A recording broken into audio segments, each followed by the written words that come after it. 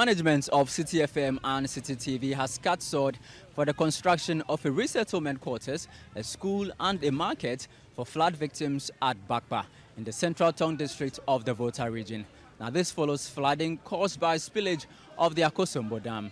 There is more details in the following report. On the Citi Newsroom, we continue our efforts to report on the campaign by Citi FM and Citi TV to bring relief to persons displaced following the flooding of the Volta River as a result of the spilling of the gates at the Akosombo Dam. We have reported for you the relief efforts that we have been delivering, but there's another leg to this particular campaign, which is to build shelter for the people who have been displaced, because in a lot of the areas, the people have been removed from their rooms and they have to move and stay in school class and so on. And so we've decided put up shelter for them. My name is Umaru Sandamadu, and for this particular edition, I'm reporting to you from New BRRI in the Central Town constituency of the Volta region. The Volta River is not that far from here. When the floods came, it evicted a number of people. So the community members have had to be relocated. Now, in this particular community, a site has been found and given to us for the building of this project. Management of Citi FM, Citi TV here in this community today to come and ensure that the land has been properly secured, and then we do the sword cutting ceremony or the groundbreaking ceremony. We did it in Tokpo in the Shai Osudoku district of the Greater Accra region. We did it in Adan in the Adan East district of the Greater Accra region. It is now the turn of the third center, which is New BRRI in the Volta region. The displacement is not a fairy tale. It's not what you watch in the movies, okay? This is real displacement to the extent that they can't have their communities back. Now, this is the reason we have decided to build a new community for them. So this is not a dormitory. These are housing units that will house them. So with all the help that we have had from our listeners and the stakeholders, those who have been so concerned about the spillage, we are committing that over here we are building a certain number of units for housing. We are building a school, we are building a market, and then a health post. Veveto kapamava kala azagatonti yena Bernard Apple. Amawaman vava na dudu silaji. La anu jofiale no la foton yo chode lama. Nya yo biem la radio ji ma fonu klo kuma kwabe afoye no degbe. The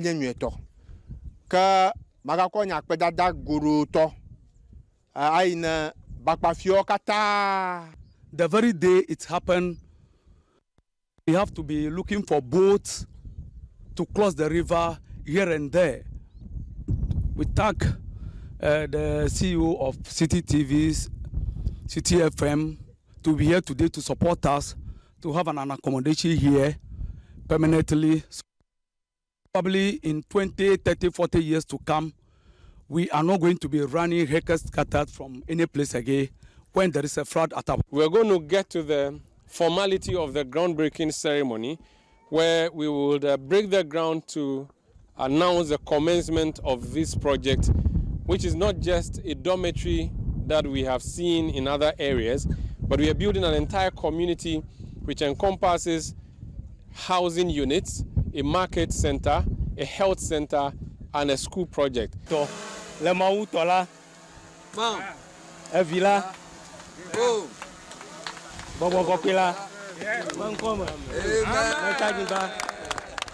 okay, we are Sophie and Miakui. Oh, Miako Sophie and Miakui. Okay. To the glory of God and to the relief of the people of BRRI. We thank you, Ghana. We thank you all those who have donated. And this is the beginning of a great work that we are going to do. Thank you very much. I'm officially breaking this ground for the commencement of a quarters for the people of Abadiwe Kume. The name of the God, the Son, and the Holy Spirit. So with that, we have the clearance, the groundbreaking ceremony happening. The third one in a series of groundbreaking ceremonies that we have done. This is our new Bakpa, and we have essentially cut the sod.